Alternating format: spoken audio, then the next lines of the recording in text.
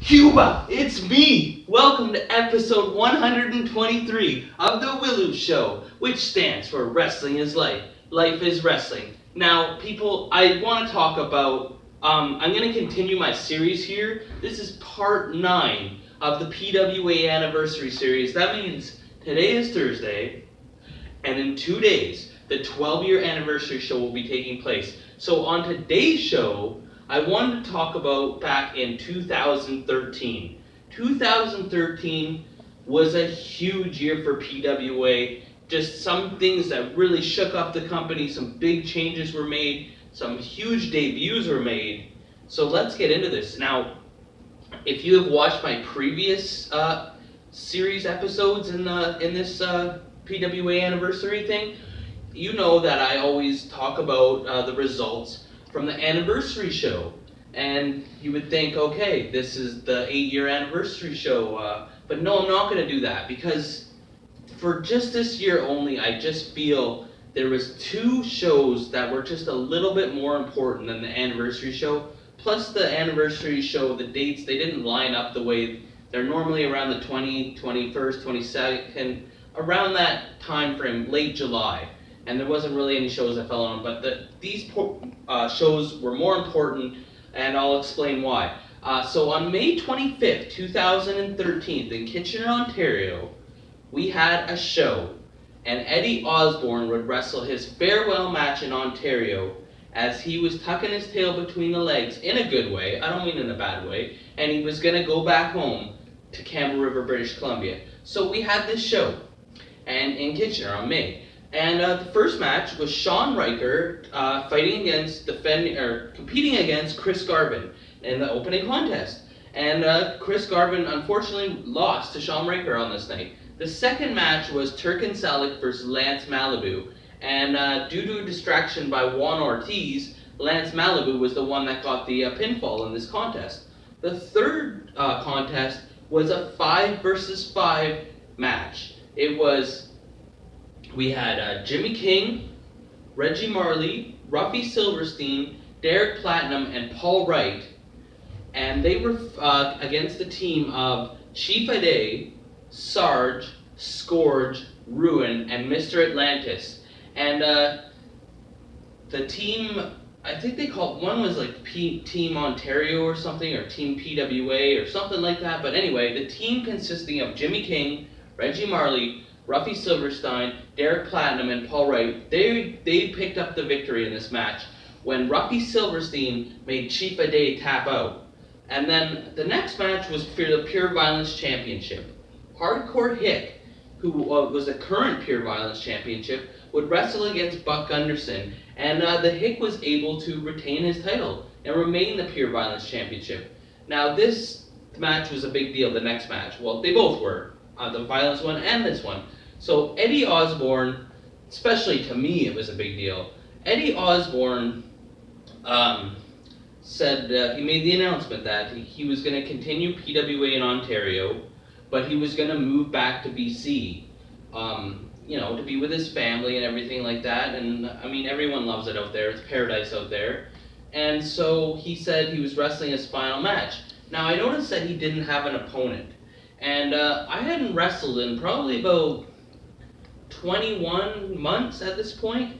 And I was feeling good. My body was getting back to normal. My cameraman was growing up. He was at a responsible age. And I really felt like it was time to get back into the wrestling ring.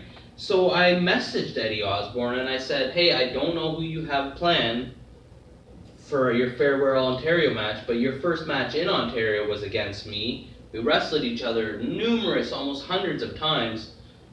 I would be honored if you would at least consider me, unless you already have an idea where you're going. And Eddie said, well, that's fine. I'd be honored to wrestle you. So I was so excited. I cut a promo for YouTube. Elian is coming back, making his big return. So the match was scheduled. Me versus Eddie Osborne and Eddie Osborne's farewell match. Well, Eddie had a lot of enemies over the years, and he had also a lot of people that mentored him and that he had many battles against. So when me and Eddie decided to do this match, Jesse Jones came to the ring. Now both of us have a tremendous history with Jesse Jones.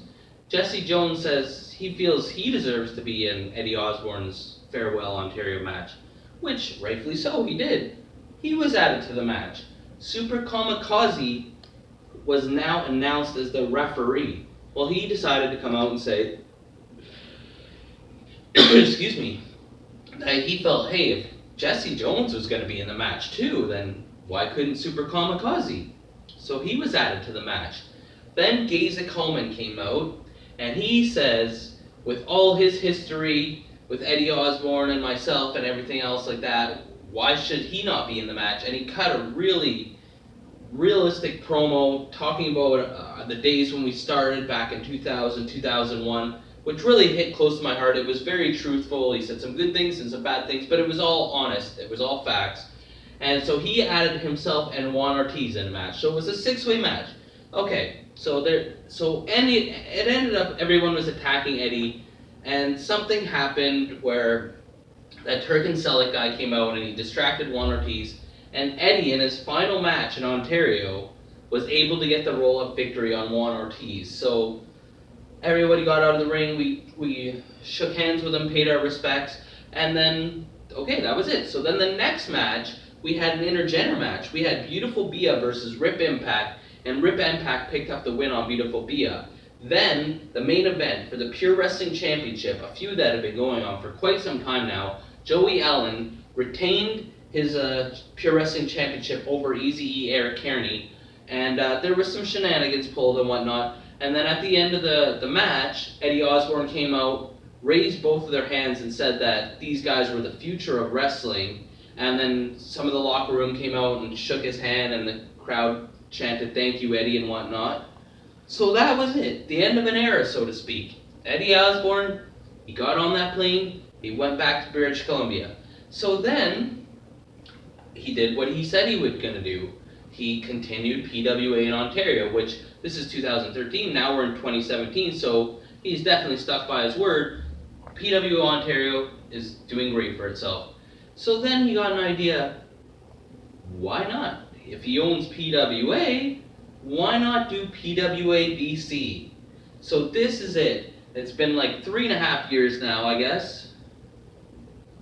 Well, it goes, the date was September 14th, 2013, so the 14, 15, 16, 17, almost 4 years now of PWA in BC. So like, it's basically like 3 years and 10 months. But so anyway, on September 14th, 2013, PWA made its debut in British Columbia. And the show was a tournament to crown the first ever PWA BC championship. And in the quarterfinals, there were 6 men in the tournament. The first match was Eddie Osborne versus Barry Good. And whoever won would go to the semifinals. Well, Eddie Osborne picked up the victory, just like he done so many times in the past in Ontario. So he was in the semifinals. Then we had Kenny Doll facing Crofton, and Kenny Doll won, so he advanced to the semifinals. Now, Siddhartha and Cremator actually were already in the semifinals. So what happened was whoever won between their match would get to go straight to the finals. So Siddhartha, who used to be in PWA Ontario, he fought Cremator Von Slasher, and Cremator actually won the match and took himself to the finals. So then it was the other semi-final contest, which was Kenny Doll versus Eddie Osborne, and Kenny Doll won, setting up the finals to be Kenny Doll versus Cremator Von Slasher in the finals. And so then after that, before the main event, what happened, we had some elite women's action. We had Rhea Von Slasher taking on Raven Lake. Rhea Von Slasher won the contest. And then the main event of the first ever PWA BC show, Kenny Doll defeated Cremator Von Slasher, and he was crowned the first ever British Columbia PWA champion. So, what are your thoughts to the wrestlers, to the fans? What do you remember about 2013? What was your favorite matchup? What was, like, especially the BC guys, like, that was your first taste of PWA in BC. Always on this show, remember, like, or you get a leg drop. Comment, or you get a clothesline. Subscribe, or you get a suplex. I'm your host, Elian Habanero. I love wrestling. Cuba!